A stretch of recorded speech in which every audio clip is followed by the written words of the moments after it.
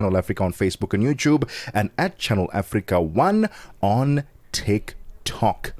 Listen. When last did you go to an Indian restaurant, Mosito? Listen, there are different types of Indian restaurants. There's different types. There's the fancy ones and the non-fancy ones. Fair. But there is a place that I love to go to. Okay. That serves North Indian North dal.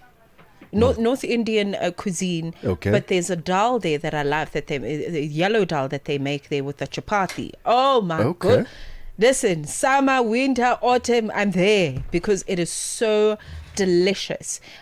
So what I really appreciate about Indian cuisine is that there's South Indian dishes, there's North Indian dishes, and they both take a journey through spices in different ways. Fair enough. So there's a lot to explore. Listen, and when you're in South Africa, you always wonder, are you getting authentic Indian flavors and cuisines and ingredients? Good question. Because sometimes, like, this one's in Durban, yeah.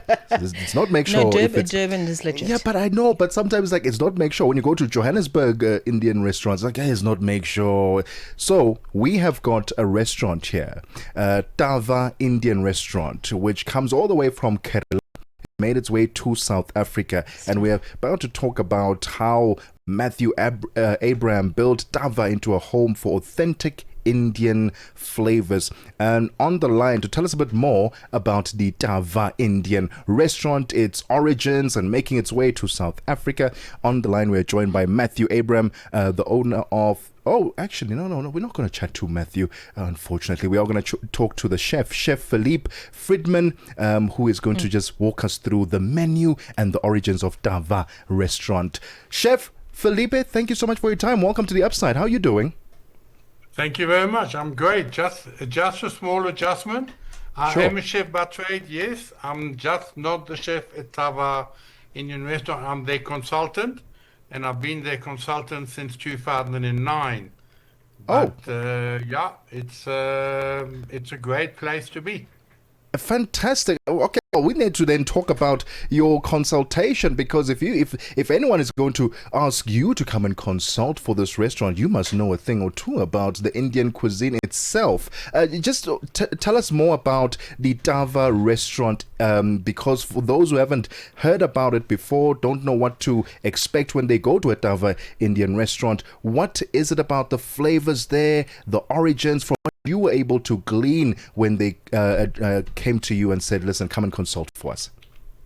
So it started in 2009, just before the World Cup, and I got approached by Mr. Mathew to try and put together a restaurant. And Mr. Mathew is an engineer by trade, and he's in the logistics business also. And like all good children, we all miss our mother's cooking. So what he decided to do is to open a restaurant with the flavors of his mother's recipes. The difference in between Thava and most of the other Indian restaurants is that a lot of the Indian food in South Africa is based on Durban curries. Yeah. All our chefs come from Kerala, which is south of India, which is also called God's country. And they've been here, some of them have been here for 15, 18 years. And everything is done according to, we're saving you 20,000 Rand on a trip to Kerala. Oh, wow. Which maybe you should take also, but at least you can take a trip to Empress Palace, and you're close to the airport. Just don't take a plane, just yank left and come to Empress Palace to the new Thava Indian Restaurant. This is fascinating. Okay, let's do this. Let's take a break. We're going to continue exploring Kerala through Indian cuisine when we return. Je, una jambo lolote akilini mwako?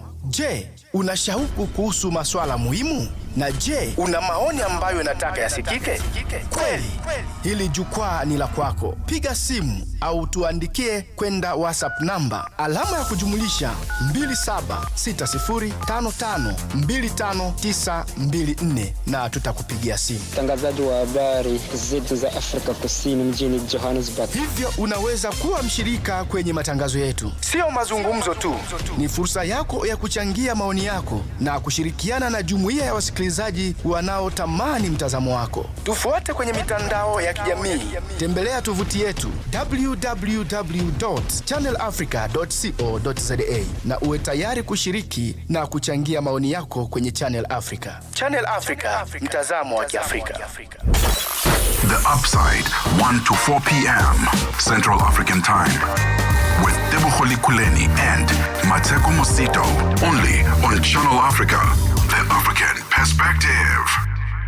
21 minutes after 1 p.m. Central African Time, from Kerala, India to South Africa. We are talking about Thava, the Indian restaurant, who now has a home at Empress Palace in Kempton Park, bringing authentic Indian flavors. And we'll continue our conversation with Chef Philippe Frydman, who is their consultant and helping them set their menus right, make sure that the chefs who are working there are doing the best job at representing authentic Indian cuisine. All right, so we continue our conversation with Chef Philippe on the line. Chef, as I understand it, Thava's roots began in South Africa in the year 2009. Please correct me if I'm wrong, but as I understand it, there's a Thava restaurant in Norwood, and it moves through Ballito in the KZN region as well. So just based on that acknowledgement, talk to us about if there are any sort of menu revamps that have come in with the launch of the new branch. Yeah, so we do. Okay, so we got the one in Norwood, which Right. was the original one, who moved about 100 meters up the road after 3 years. We've got one in Monte Cassino. We also have one, we've got two in Durban, in Suncoast, and at Sibaya. We've got one in the casino in Cape Town, and we also got one in Ballito. The main ones normally operate out of the same menu, and we try also when we do, we allow the chefs in the different units to bring in one or two of their own personal dishes. What we started doing about 6 months ago, we started bringing genuine street food. Obviously, in India, street food is a huge it's a huge part of the outside eating because the accommodation is so small and people don't have the space. A lot of people eat in the streets on the way home or just pop down in the corner to have something. So we do a lot of street food, and what we added at Empress Palace, we actually added also a cart which is sitting in the middle of one of the playing areas. So people, while they're playing or during the time that they're playing, if they want to sustain themselves, they don't have to go and physically sit down in at the restaurant. They can just go to the cart, get something, and go back to what they're doing. What sets the ingredients and the flavor of Kerala, apart from the ones that we would say we are used to in South Africa, Durban Indian spices? What's the difference? The flavor comes from the mixing of the different spices. I mean, one dish can have something like 27 different spices in it, and depending on the way that you add those spices into the pot, your flavor changes.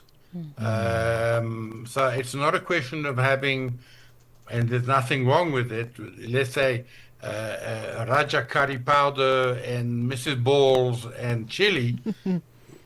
We do it with really a whole assortment of spices which are added as we go along. There are 3 basic sauces which are made in bulk, and every other dishes are basically made, as we say, à la minute. And that's why sometimes it takes a little bit of time, but as they say, good food takes time.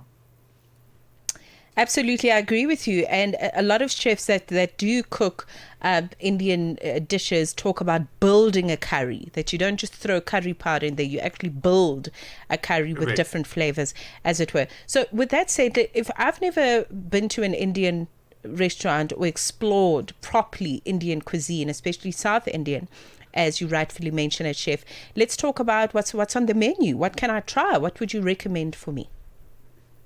Okay, so first thing that we do is that besides the kitchen being taken care of, we make sure that the staff in the dining room is very au fait with what's on the menu. And you could come there, not look at the menu and just say, well, you know what, I feel like chicken, or I feel like lamb, or I feel like fish, or I feel like spicy or not spicy. And then the the floor staff, if I may call them that way, will then direct you. We've got, and Thava has probably got the biggest choices when it comes, let's say, to vegetarian dishes. So if you take something like, and I promise you, I'm a carnivore at best. When I did my training way back in the times, I would eat meat off the bones of the animals. So I can eat meat like there's no tomorrow. But if I go to Thava, I will actually only have vegetarian meals. What I suggest, for argument's sake, you've got a dish like a palak chaat, which is spinach, which is coated in flour and it's cut and deep fried, and then once it's nice and crispy, it's basically, we build it up. You're talking about building up. You build it up with a bit of spinach, a bit of chutney, and a bit of mint and a bit of sweet yogurt, and you really build it up. So you have all these flavors that you cut through as you're going to eat it.